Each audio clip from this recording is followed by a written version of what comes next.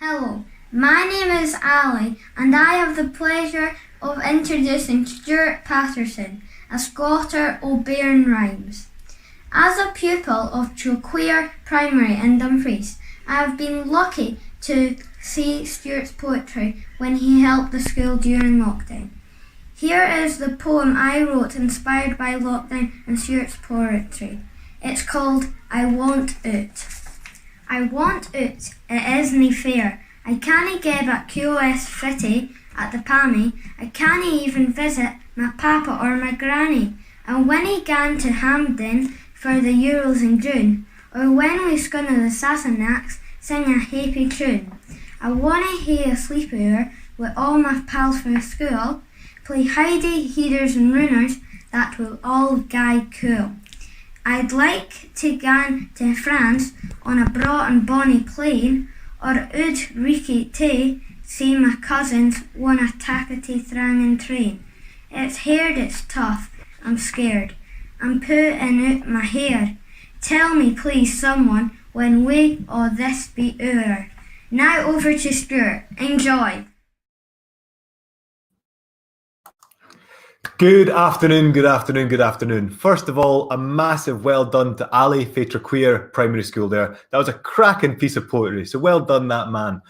My name is also Ali. I'm Ali Heather. I'm speaking to you today fae Dundee. We'll get to our guest Stuart just shortly, but what I want to say, as well as welcome you in to today's event at the Big Dog Children's Book Festival, is invite you to get involved.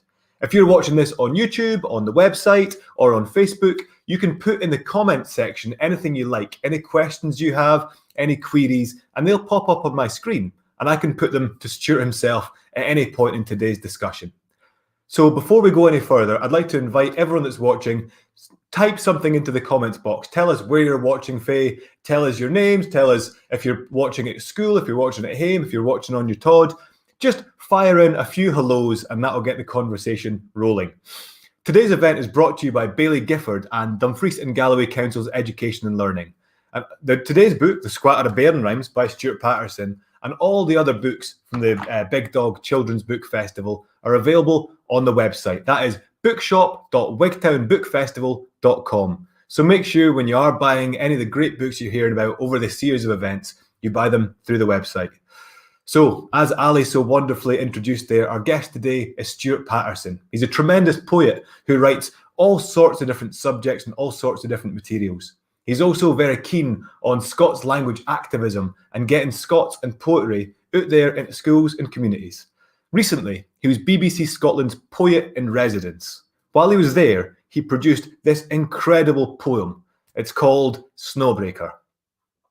Scots is a marvellously rich poetic language of the everyday becoming extraordinary.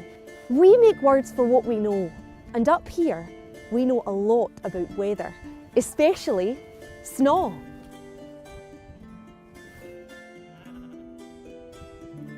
There's a well-known debate about whether or not Inuits have 50 words for snow.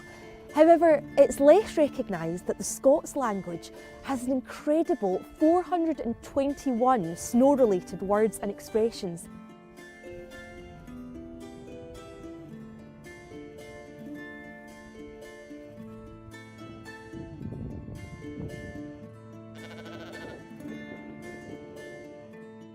I'm the great snowbreaker, who gars the hail-haired shift, makin' way agin ilk funich, crumping through ilk Yowden drift. My jacket's stitched with laggies, the snell wins my breath, my een burn through the flindrican, the broon the hooves my graith. In a blind drift, aiblins you'll see me, snoot doon and maglin awa, geelit and funert, solid and thrawn as a fecht athort cranrook and snaw. The minute it sneezels, I'm thinking, o fiefels and fuchters instead, o scowther and powther and driffle. I've a dictionary of snaw in my head. Scots is one of Scotland's 3 remaining Indigenous languages, along with Gaelic and English. It's a Germanic language, but it has many other influences, and a written tradition going back several hundred years to when it was the official language of the borough and royal court. It was, and still is in some rural parts of Scotland, the language of agriculture, fishing, weather and landscape. Nowadays, it's officially recognised by Brussels and Westminster as a minority or regional language under European Charter. In the 2011 census, over 1.5 million Scots identified as Scots speakers. I'm the yin what brings yous onward through the oorlich and chittering night. No stopping for spitter or scalp or smur till I see my hale-haired richt. I'm the great snawbreaker, what makes the path for all. The lamb, the yow, the muckletup. I'm the woolly pluch o' the snaws. I'm the michty ram o' winter, who's neither blate nor nesh. The sherpa o' the sheep world, the snowghaist made o' flesh.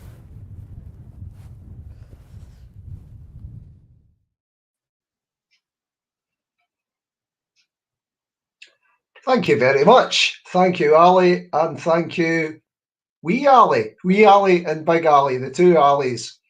I'm Stuart Patterson. Thank you very much indeed for tuning in today. Thanks very much to all the Waynes that are watching, all the teachers that are watching, and everybody else that are watching. Cheers, and it's great to be part of the Big Dug Festival for Wigton Book Festival. Thanks to them for asking me to speak to you today. As Ali and wee Ali have already said, I am a Scots speaker and a Scots writer, and Scots is one of our 3 languages in Scotland that we speak every day in different bits of Scotland. We all speak English, absolute loads of us speak Scots, and a few people speak Gaelic as well. And I grew up speaking Scots, and I now write in Scots as well. And as wee Ali said, and that was a great poem, by the way, wee Ali. Oh, it was magic at Traquair Primary. It was great to work with them. Hello to all the other schools that are watching in the day as well. I had this book published recently called A Squatter o' Bairnrhymes. Now, a squatter is just a whole load of things. Some of you might have heard the word wheen. If there's a wheen of things or a squatter of things, it means there's a whole load of things. And there's a whole squatter of Bairnrhymes in this book. Bairnrhymes, bairns, wains. Bairnrhymes are poems written for younger folk. But I like to think that these poems are for everybody. They're not just for wee wains, they're for big wains, because how often do you think about your mammy and your daddy or your older brother and sister and think to yourself, oh, they're just as much a wain as I am. In fact, they're worse. So we're all wains, really. When I'm speaking to you, and I'm going to read you a few poems out of Squatter of Bairnrhymes as well, I hope you might have your pen and your paper or your mobile or your tablet handy, and you can maybe write down some notes, maybe write down your favourite Scots words that you hear, or Scots words that you hear that you don't know the meaning of. And you can ask them later on, or you can write a few lines and poems, wee rhymes or whatever, or even stories while I'm speaking to you and while you're listening. That would be absolutely brilliant. And I know that this is being recorded, so later on down the line, when teachers are maybe showing it in the classroom again, you'll get another chance to write your own wee poems, your own wee Bairnrhymes. And in the book, at the back actually, there is a wee section that says, write your own Bairnrhyme here. And as far as I can, this is the only book that I've got, certainly, that I've seen, where you can actually add to it. So although it's my book, the minute that you start writing something in it of your own wee poems in Scots, it becomes your book as well. So I'll start by reading you a couple of wee poems about beasties, animals, wee creatures, things that we like, sometimes things that we don't like. And if there's any words in here I think you might no ken or know, then I'll point that out before we start. Now, this one is about something that I'm gey feared of. I'm awfully feared of these things, these wee beasties. They've got 8 legs. Sometimes they're awfully big. Sometimes they're gey black. And sometimes they just skite across the carpet in front of you. And that's a spider or a speeder. And an old Scots word for a spider is ettercap. an ettercap. And you also, if anybody's ever read The Hobbit by J.R.R. Tolkien, he talks about attercops and ettercaps and that. So you need to kind of think what an ettercap is. Winter dikes are things that you put your clothes on in the house to dry. In England, they call it a maiden, a clothes horse. And I think it's important that you know a word. And coming towards the end of the poem, it's quite important. Oose, O-O-S-E. And oose is just a bit of fluff you get on your clothes or on yourself. So this poem is called Ettercap, and it's a true story. And I hope it's no happened to you, because jings, I was Guy Fiat when this happened to me. Ettercap. Yin night, as off to sleep I dropped, I thought that maybe an ettercap was in a blow my braw warm sheet and skittering over my toasted feet. I woke up feared, but kinda glad that nae such thing was in my bed. But as I shut my een, guess what? I felt a tickling on my foot. You've never seen a man alive could loup sae high and duck and dive. Yin mean it in, the next yin out, and shouting like a big galoot. I'm breanger into everything. The wa, the winter dikes, the bin, and try as madly as I micht, I cannae find the bedroom licht. You ken, it's doonright daft and wrang when something just 2 inches lang can make ye sweat and haud your breath and frighten ye near half to death. There's something though it doesna reckon, for I hae got a secret weapon. It's muckle, terrible, and affy, the ettercap destroying baffy. 10 minutes later, maybe mair, I find my baffy by the chair. Switch on the licht, dicht doon my brew, must pull mysel together noo. 10 minutes later, maybe mair, my baffy poised, I'm nearly there, I bin the bed and wit it hods, and praying to baffy blessing gods. An hour later, maybe mair, I'm ready noo, I'm nearly there, and whoosh! I birl the bedclothes back and nearly hae a heart attack. Bang, bang, and bang again, just yints. I'm pulverising it to mince, and skelt, and belt, and hurl abuse, until I see it's only oose. 2 hours on, all warm and happed, I laugh about the ettercap that wasna in my bed at all, and sleeping birrel towards the wa. All cosy, cooglet, snug, and bean, I start to shut my tired een. But just afore my sleep comes on, what's yon that's tickling at my horn? And that happened to me, and I hope it's no happened to you. It can be a gey scary thing. My next poem is about another wee beastie, and it's yin that you see every day, whether you're walking to school or donnering back home. And this is about a wee pal I've got called Shug. Now in Scotland, different names are English. Because somebody called Hugh, for instance, in Scotland, you would call them Shug. Or James or Jim, you'd call Jimmy. And this is about my wee pal, Shug. Now, Shug is your normal wee pal, and you see them all the time in the trees and the branches. And he's well, I'll come to that.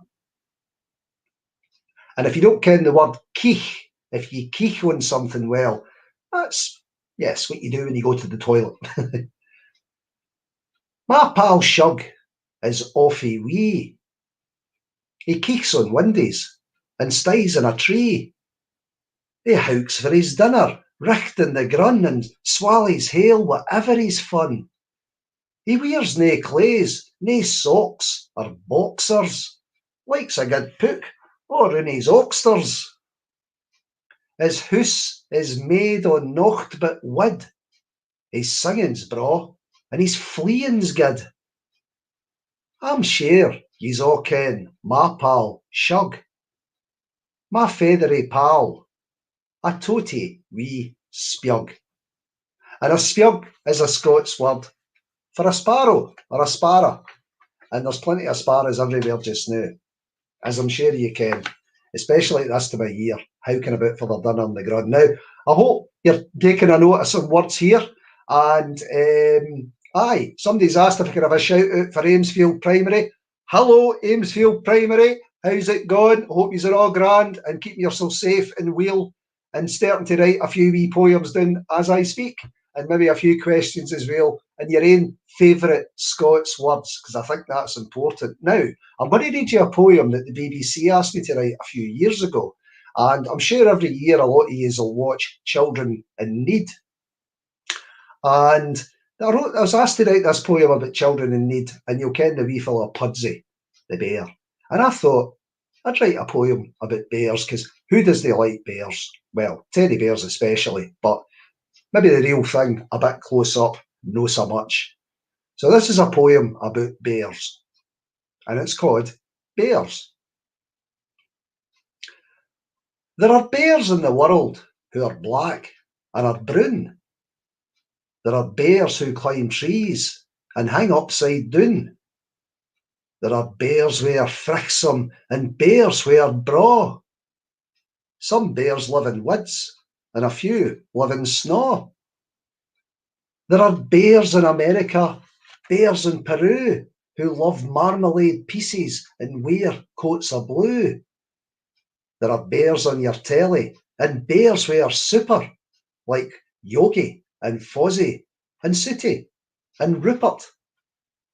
And a bear in a big blue hoose, and Baloo and Kung Fu Panda and Winnie the Pooh, and rare bears and care bears and bears who are gummy, and bears who are crabbit, and bears who are funny.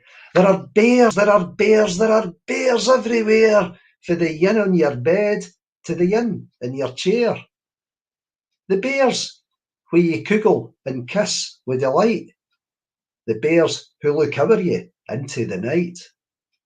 The bears you'll take with you wherever you flit, the bears who'll stay with you, nae matter what.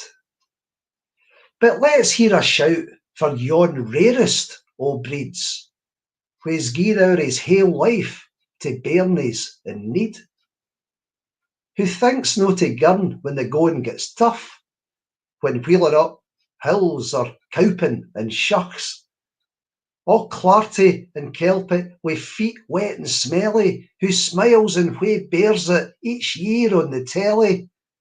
The bear wha stands up for the wains, 'cause he must do. The felly in yelly, the bear wha is Pudsey. Another wee creature that a lot of people dinna like, that you sometimes find all round about water, sometimes you'll find them in your toilet or in your bath, and that's a slater. And they live under wood as well, and in dark places. And a slater's a woodlouse. And I've got a pal that's dead fear of slaters, so I wrote this poem for them. A cludgy, by the way, is a word you use in Glasgow especially for a toilet.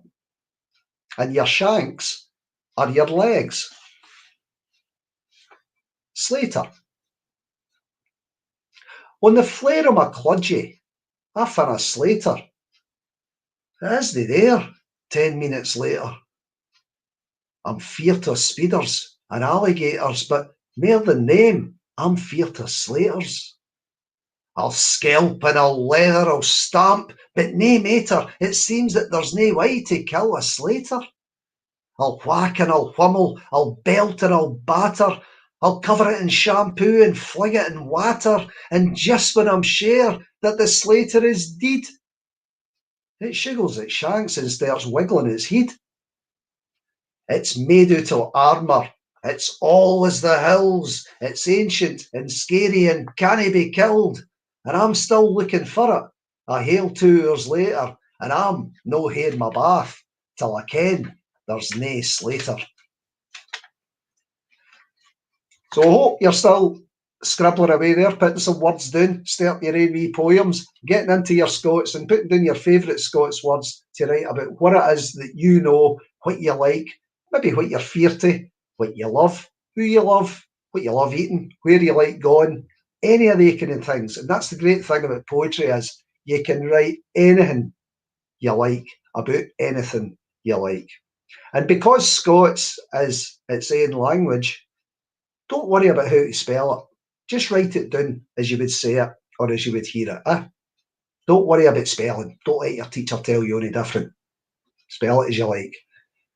My next poem is one that I wrote for somebody really, really special to me. And it's about my mammy. And I hope that we all think this of our mammies.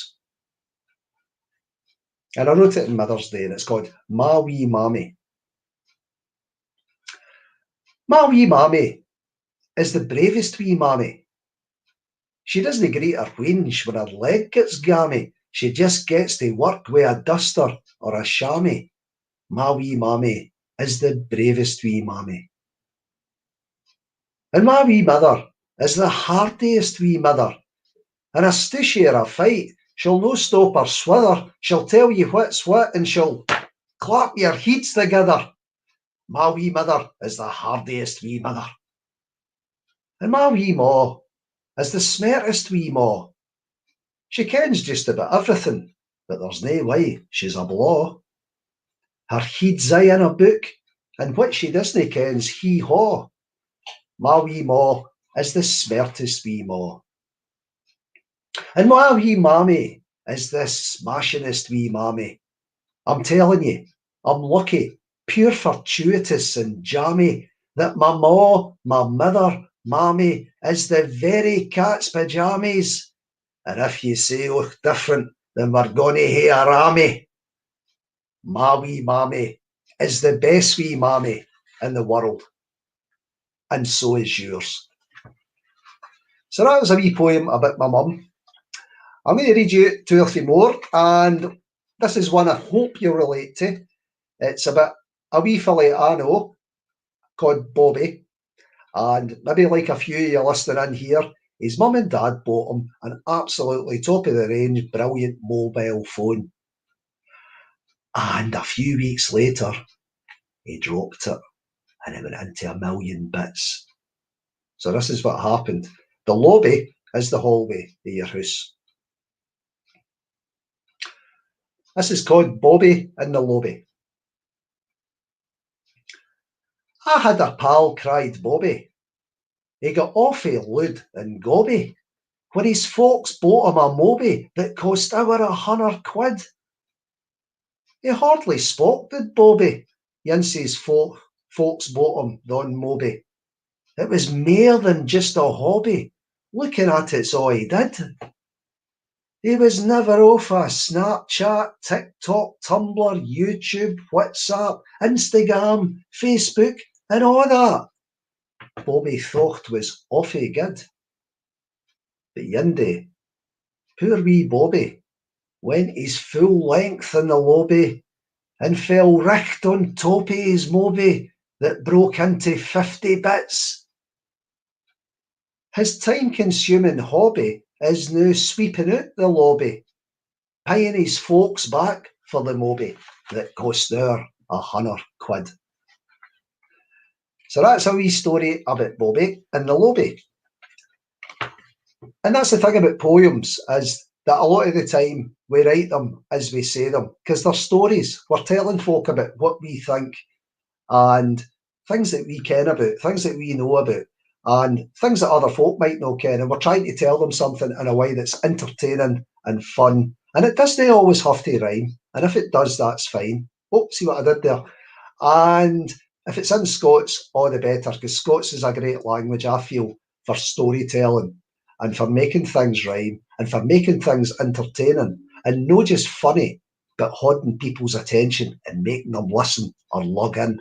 That's your log, by the way, no your ear.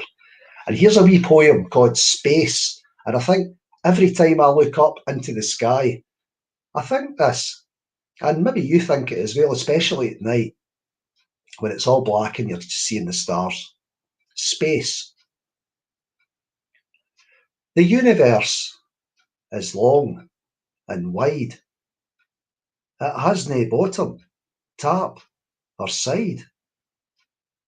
When did it start? When'll it finish? Thinking of it makes me squeamish.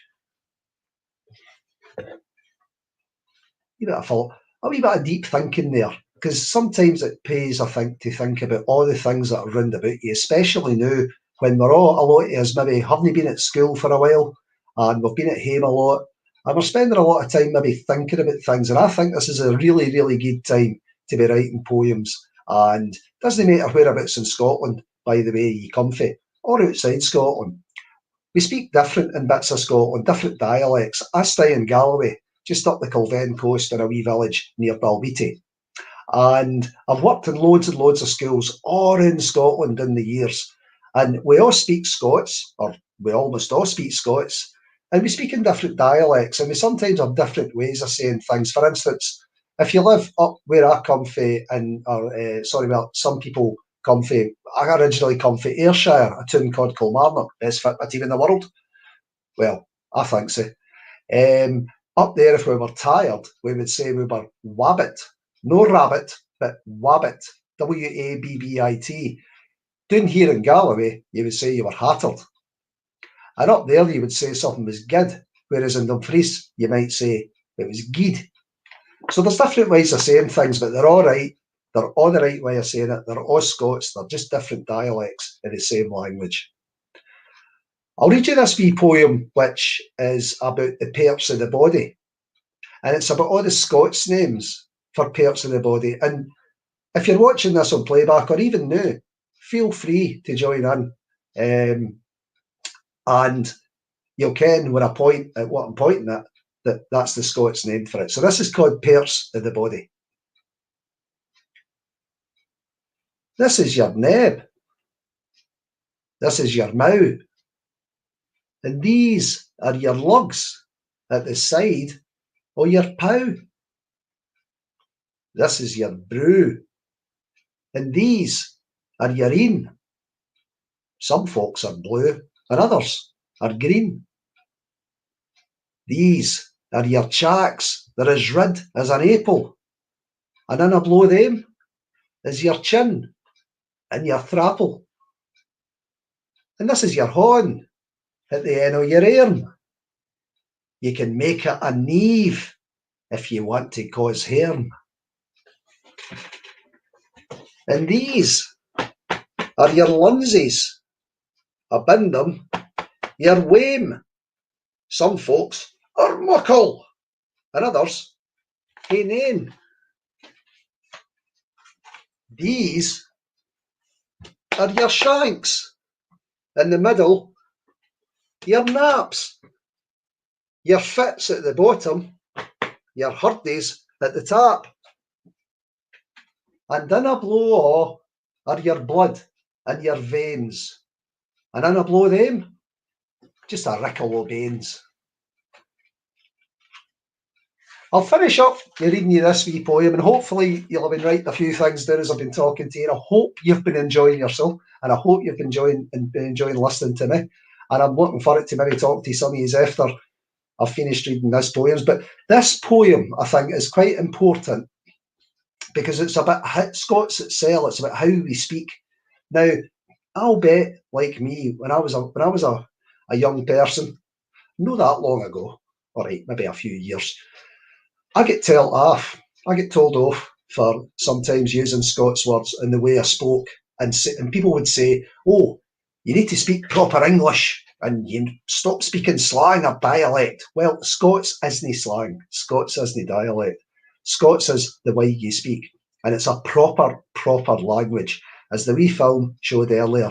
And I think this poem is one that is very, very important to me because I grew up speaking like this, and I write like this now. And it's part of who I am. It's part of who I am. Part of who I am. Is my Scots and my language, and it'll be the same for so many of you. So don't let people tell you that how you're speaking or what you're saying is wrong. It's right, and it's Scots. And this is the way you speak. The way ye speak, the words ye use, are closer to you than your clays. The way ye speak, the words ye use, are pair to you, for lugs to taze. The way ye speak, the words ye use, nae matter what your voice app says, is proper Scots and braw and fine. It's no bad English, no a grind. The way ye speak, the words ye use, that come out for your gub maist days, they are nae slang, no dialect. They're ours, they're yours, they're Scots. Respect. Thank you very much for listening. I hope you enjoyed it, and I hope you managed to write a few things down yourselves. Cheers. Stuart. That was smashing. That was really, really an enjoyable way to spend a half hour on a lockdown afternoon. I thought we'd give Abdi watching, so the Bairns at Amersfield Primary and Abdi else that's tuning in, a wee minute to digest what they've been hearing, to have a look at their notes, and if their teacher or parent or whoever sitting alongside them wants to put into the comments, if you've got a favourite Scots word, let us ken what it is. If you've got a wee line of Stuart's poetry that you really enjoyed, put it in there. But Stuart, if you didn't mind, I've got a couple of things I'd like to ask you myself. You had that smashing poem about Te Mammy, about kind of Scots mammies. That obviously resonated with me. But I did notice in your book, A Squatter of Bairnrhymes, the dedication in the front of the book is to my ain mither Mima and to all the women who are inspired and inspire us still. Can you tell us a wee bit of, did Mima kind of help give you a foundation in all these rhymes and poetry? Well, that's my mammy. My mammy stays up in Kilmarnock, and her name's Mima. Now, Mima is short for Jemima. Not a name you hear so often nowadays, but I think it's a lovely name. My mum is now 91 years old, still in the go. She's got all her marbles. She's got everybody else's marbles for buy. And when I was growing up, she said to me, right, that way you speak poem, Ali. She said to me, don't let MD tell you off at the skill or the skill or wherever. Don't let them tell you off how you speak. You should be proud of it. It makes you who you are. It makes us Scottish. It makes us Scots. Pardon me. So Mima, my mum, very much is still important to me. And she's, ken how we go to school and we have a teacher and then we leave the school. I feel like I've had a teacher since before I went to school and long after I finished the school, and I've still got that teacher. So she's dead important to me. She's taught me loads. Smashing. Stuart, we have our first question in for the audience, and that is a question for Orla. So Orla, firstly, says her favourite Scots word is puddock, which is a belter. Puddock, aye. Lovely. In fact, there's an old pair of Dundee. There's a quarry near me in Dundee, which is cried the Puddocky, because that's where all the puddocks bide. So it's an old quarry in the woods. That's used all over Scotland, I think. So Orla asks, when did you start writing in Scots, and does it get easier the more you do it? Well, Ali, that's a really good question for Orla. I have to say that when I first started going to school 10 million years ago, we heard the odd wee Scots poem maybe once a year on Burns night. And what we have to remember is, that's how Robbie Burns spoke and wrote maybe a couple of hundred years ago. But we speak different now, but we still speak in Scots, and it's still Scots, but it's modern Scots as well. So I grew up speaking Scots in the house. And when I went to school, I was told that I couldn't use words like spiog or puddock or hame or oot or wee even. You must say little, not wee. No, we say wee because we're Scottish, not Scots. That's how we talk. So, when you used to go to school sometimes, and you would be told, not just tell off. Sometimes you get the belt. If there's any Waynes watching, don't know about the belt, ask some of the older folk about that. I have to say that that doesn't happen so much now. I work in schools all the way through Scotland, and there's so many brilliant teachers, courses, and even qualifications in Scots language. So I started at what I was knee high to a spjug, just a wee wane, and I only started writing it really properly maybe when I was in my 20s, because I wasn't quite sure how to spell it. But now, and you'll have this in the schools, guys, now we have lots of Scots dictionaries to look up online as well. The Dictionary of the Scots Language, DSL, for instance, you've got actual books of Scots, loads and loads of books of poems and stories and stuff in Scots by so many different writers. So if you're not sure about how to spell it, write it down anyway, and then get somebody to look it up for you, or look it up yourself. There's loads and loads of resources that we didn't have when I was growing up. So this is why it's so great to be doing it now. Aye. But I'm going to nail you down to the second part of Orla's excellent question. So you've answered the first part, but she was also spearing at you. Does it get easier the more you do it? Does it get easier? Because Ken, when you first sit down to write down in Scots, it isn't that easy. It doesn't float out the pen necessarily. No, because as soon as we go to the school, we're told that we have to write and speak in English. And it takes a wee bit getting used to write in the way in which you'd speak. So it did take me a wee bit of time, but it's about getting the confidence. And also, because I work in loads of schools, when I go into schools and get to talking to Waynes about, have you been told off for using Scots or Scots words or whatever, once they know that it's a real language and they've got dictionaries and they've got millions of books and hundreds of years of tradition in this language that millions of us speak, get the confidence. And once you get the confidence, Ali, you're absolutely right. That's when it comes out easier. And I've seen that much stuff for schools, not just in the Dumfries and Galloway, but right the length of Scotland and the islands and over Northern Ireland as well. And Wayne's, once they get that confidence, boom. And it's fantastic to see. Smashing. Well, we're hearing hundreds of questions coming in through primary schools all across mostly the southwest of Scotland, looks like. So first of all, Mrs. McClelland is letting us ken that her favourite Scots word is shugle. A wee shugle. Get a shugle, that's basically my granddad's recipe for fixing anything that isn't working. If your telly's not working, get a shugle. Car's not working. If your laptop's not working, get a shugle. 100%, precisely that. Lucas, and if you're chittering cold, if you're funner, if you're freezing, you mix shugle a wee bit. So you're chittering. Aye. It's one of these smashing verbs you can use in 100 different situations. Lucas is want to turn things back round on you, Stuart. What's your favourite Scots word? I see Lucas is in Kirkcudbright, so hello Kirkcudbright. And do you know what? Yesterday, I think it was St Cuthbert's Day. And St Cuthbert is who Kirkcudbright was named for. Kirk is the Scots word for church. Cudbright is the old name for Cuthbert, so it's the Church of Cuthbert. So happy Cuthbert's Day a day later.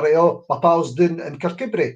You get poetry, you get language, you get history, the whole package here the day, do you? You get the whole load, and I've actually worked at Kirkcudbright Primary as well. So it's a brilliant school.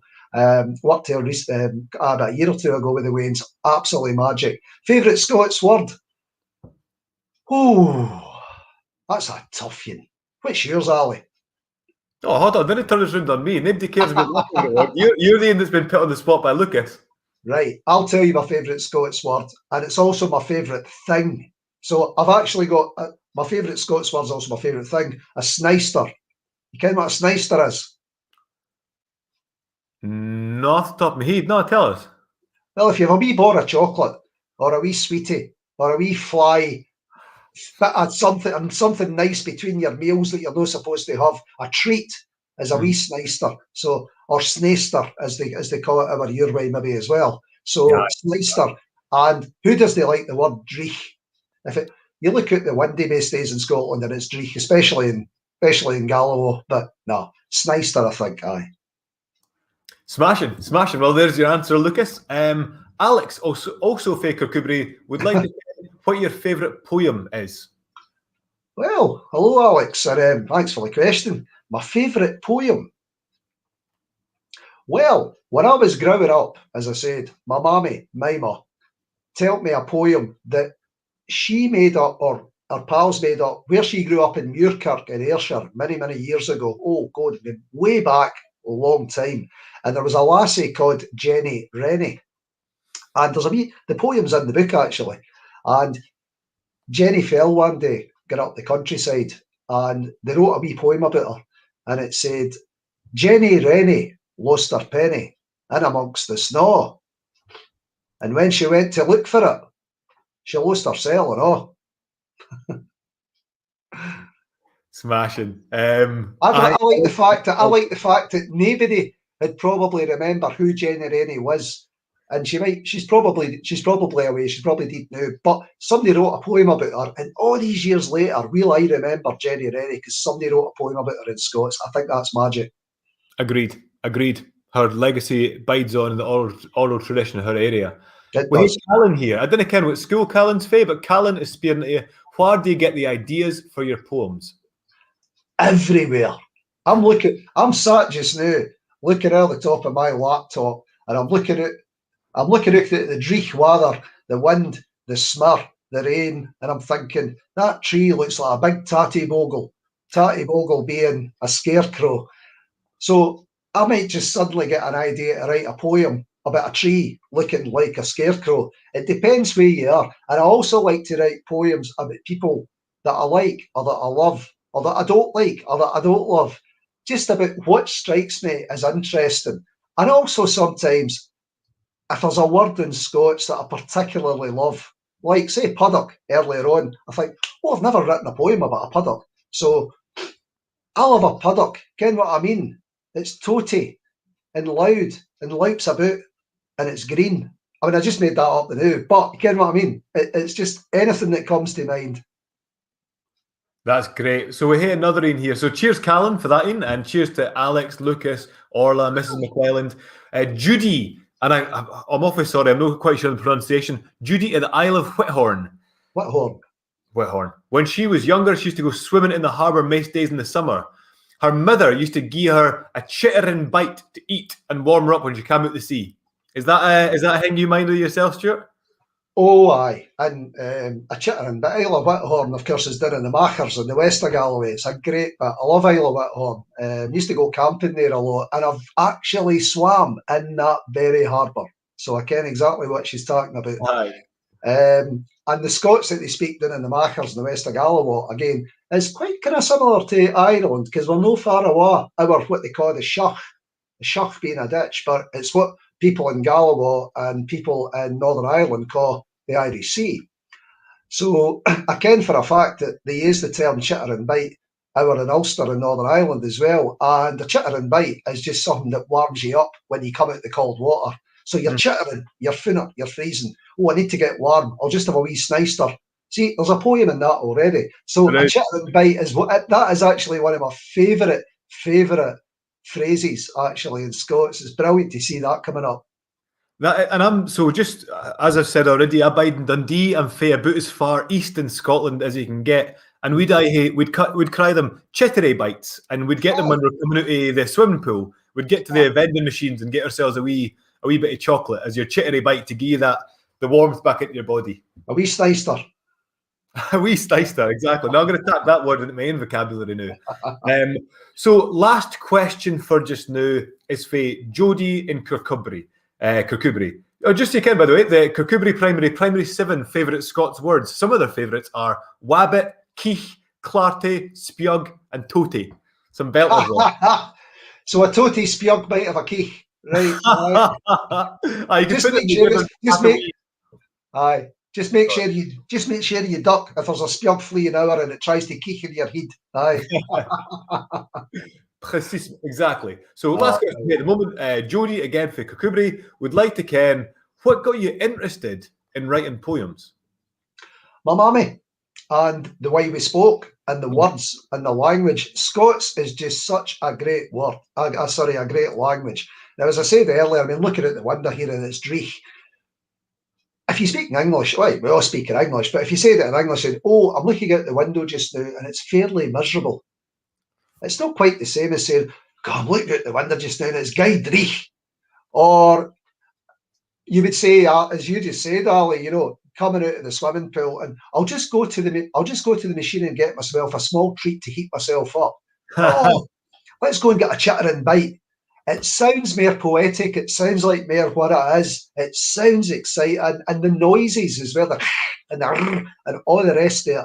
There's just something about it as a language that always made me think that it's more entertaining. And there's loads and loads of songs as well. Like, you kind of Ali Bally Bee, sitting on your mammy's knee, greeting for a wee bobby to get some Kilter's candy. Wee songs like that growing up, hearing all the time from my mammy and my daddy, and just all the way we spoke, and just that interest in language. It's almost like poetry itself, the language, and I think that's a great thing when poetry, when language comes almost ready-made to be poems, and the rhymes and the sound there, aye, brilliant. I love it, still love it. Totally agree. And I'd say that's one of the great features, A Squatter of Bairnrhymes, the book you've just got out now that we've been talking about, is the reading it out loud is where most of the fun comes from. The rhythms, the cadences. Like, it reads bonny if you're just reading it quietly to yourself, but kind of it lends itself to being read and gaining all the big noises, the crunchy sounds to it. It's it's a very oral experience. And I'd like to remind Abdi that's watching, you can buy this online for bookshop.wigtonbookfestival.com. That's the best place to buy your books for the Hale Big Dog Festival, because it makes sure that all the money gings to the right places. Stuart, that's us out of questions and just about out of time, but extremely grateful for you taking the time to speak to us. Thanks very much to Orla, to Callan, to Alex, to Lucas, to Mrs. McClelland, and to all the good folk at the Big Dog Children's Book Festival. And of course, a thank you to Bailey Gifford and Dumfries and Galloway Council Education and Learning for putting the whole thing together. Stuart, I'd love it, just if you could finish us off with a poem. If you didn't mind me requesting, I've recently had a flittermoose flit into my lum. Genuinely, I bide in an old flat in Dundee, and there is a flittermoose in my lum. Now, for them that didn't ken, what is a flittermoose? What is a lum? Give us the poem, and we'll call it a day. Right. Well, a flittermoose is a bat, and a flittermoose. If you flitter, you flee. A moose is a mouse, so a wee fleeing moose is a flittermoose, and a lum is a chimney. So, thanks, Ali. I'm glad you like this. It's one of my favourites and all. And I think I don't think anybody's written a poem about a flittermoose before, so I'm dead chuffed. There's a great word and all. Chuffed to have written this. So, flittermoose. The lum goes up, the lum goes down. The lum is in my living room. Inside the lum that's in my house, there bides a toty flittermoose. In winter, when the fire is lit and blazing, then he has to flit. In summer, when the fire is gane, the flittermoose comes back again. It's then he'll flee straight down the lum, skite over and bite me on the bum, as if to say, "Ya chittering swine, stop making fires, yon lum is mine." What a way to finish, a flittermoose biting somebody on the booty. Stuart, once more, thank you very much indeed. Thank you, Ali, and thanks to all the Wayne's teachers and everybody watching for the questions. Thanks to Anne. Thanks to Kenny as well for the tech stuff, and to Big Dog for having me along. It's been absolutely brilliant. Cheers.